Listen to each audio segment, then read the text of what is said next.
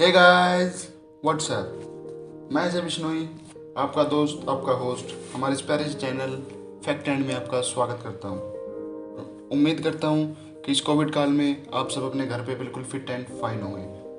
तो जैसा कि आप सभी जानते हैं कि पिछले लगभग 1.5 साल से कोरोना नाम के पैंडेमिक के काले बादल हमारे देश पर छाए हुए हैं। तो जाहिर सी बात है कि लोगों के मन में इसको लेकर बहुत सारे मिथ्स, बहुत सारी भ्रांतियां भी बनी हुई होंगी।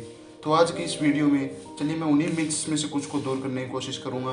तो आप सभी से रिक्वेस्ट है कि प्लीज़ वीडियो को लास्ट तक पूरा देखें।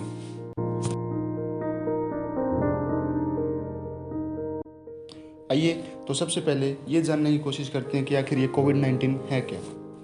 दोस्तों, ये एक वायरल डिजीज़ है जिसकी वजह है SARS-CoV-2 नाम का एक वायरस, जिसे हम आम भाषा में कोरोना वायरस के नाम से जानते हैं। और इसके मुख्य लक्षण हैं बुखार, थकान, सूखी खांसी, loss of taste and smell, लाल आंखें और मांसपेशियों में दर्द।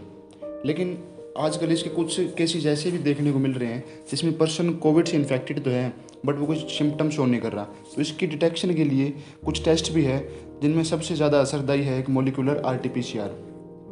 और इस बीमारी से सबसे ज़्यादा खतरा है बुजुर्गों को और उन लोगों को जिन्हें हाई BP, शुगर, कैंसर और फेफड़ों से संबंधित किसी भी प्रकार की कोई दिक्कत हो। और ऐसा नहीं है कि इस बीमारी के लिए कोई दवाई नहीं है। अगर इसे अर्ली स्टेजेस में डिटेक्ट कर लिया जाता है तो normal treatment like medicine, yoga, quarantine से इसका ट्रीटमेंट हो सकता है। बट फर्दर स्टेजेस में जाए तो इसके लिए हमें वैक्सीन और ऑक्सीजन की ज़रूरत पड़ती है। लेकिन करंट सिचुएशन के हिसाब से हमारी कंट्री के हॉस्पिटल्स में वैक्सीन और ऑक्सीजन की काफ़ी कमी है। तो आइए जानते हैं कि इनकी कमी के पीछे का रियल रीज़न क्या है।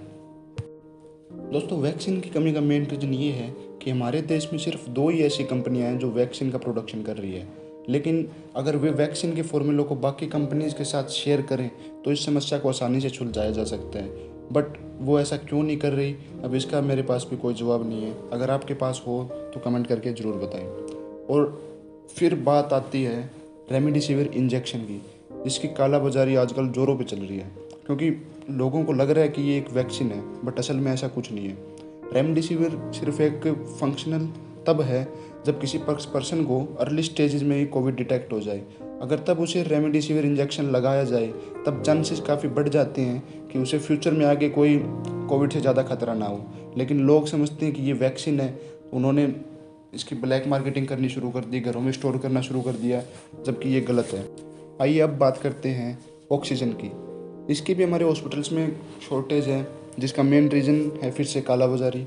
लोगों ने अपने घरों में ऑक्सीजन सिलेंडर को LPG सिलेंडर की तरह स्टोर कर रखा है। बट रियलिटी में अगर देखा जाए तो हमारे देश में ऑक्सीजन की कोई कमी नहीं है। मैं बताता हूँ आपको कैसे। हमारे देश में रोज़ाना 7500 मीट्रिक टन से भी ज़्यादा ऑक्सीजन का प्रोडक्शन होता है, जो कि डिमांड से काफ़ी ज़्यादा है। लेकिन इसका मेन प्रॉब्लम ऑक्सीजन की प्रोडक्शन नहीं बल्कि ऑक्सीजन की ट्रांसपोर्टेशन है। आइए समझते हैं कैसे। दोस्तों, ऑक्सीजन को स्टोर करने के लिए इसे -185 डिग्री सेल्सियस तक ठंडा करना पड़ता है और फिर इसका ट्रांसपोर्ट किया जाता है। इसके ट्रांसपोर्ट के लिए स्पेशल टाइप के टैंकर की आवश्यकता होती है जिन्हें हम क्रायोजेनिक टैंकर के नाम से जानते हैं। अब हमारे देश में क्रायोजेनिक टैंकर्स की जो रिक्वायर्ड संख्या है और जो प्रेजेंट संख्या है उनमें बहुत बड़ा अंतर है। जितने टैंकर हमें चाहिए उससे बहुत कम ही टैंकर हमारे देश में है। और जो टैंकर अभी हमारे देश में एट प्रेजेंट है वो भी देश के अलग अलग कोनों में बिखरे हुए हैं। कोई केरला में है, कोई असम में है, कोई गुजरात में है, कोई कहीं है, कोई कहीं है। तो इससे निपटने के लिए इंडिया के जाने माने इंडस्ट्रियलिस्ट श्री रतन जी टाटा ने काफ़ी सारे क्रायोजेनिक टैंकर्स को विदेश से इंपोर्ट किया और इंडियन गवर्नमेंट को डोनेट किया। और उन्होंने यही नहीं, उन्होंने अपने सभी स्टील प्लांट्स की ऑक्सीजन प्रोड्यूसिंग कैपेसिटी को डबल कर दिया। अब वो डबल रेट से बायोलॉजिकल ऑक्सीजन का प्रोडक्शन कर रहे हैं। इसके लिए सभी देशवासियों को उनका शुक्रगुजार होना चाहिए। और भी यही नहीं, और भी बहुत सारे लोग ऐसे हैं जिन्होंने इस मुश्किल घड़ी में देश की मदद की है। अभी हाल ही में एक ऐसा किस्सा देखने को मिला जिसमें जाने माने motivational speaker and business coach sir Vivek Bindra और एक इस्कॉन नाम की एक संस्था ने मिलकर सिर्फ 4 दिन में द्वारका में एक 200 बेड का free of cost Covid care centre खोला है।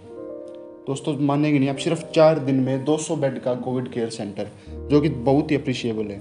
और ऐसे न जाने कितने ही लोग हैं जिन्होंने हमारे देश की मदद की है। अगर सभी का मैं यहाँ नाम लेने लगा तो वीडियो काफ़ी लंबी हो जाएगी। तो कोविड के बारे में ये जानकारी आपको कैसी लगी, लाइक एंड कमेंट करके ज़रूर बताएं और इस वीडियो को ज़्यादा से ज़्यादा शेयर करें और ऐसी ही और वीडियो के लिए हमारे चैनल को सब्सक्राइब करना ना भूलें। Thank you very much.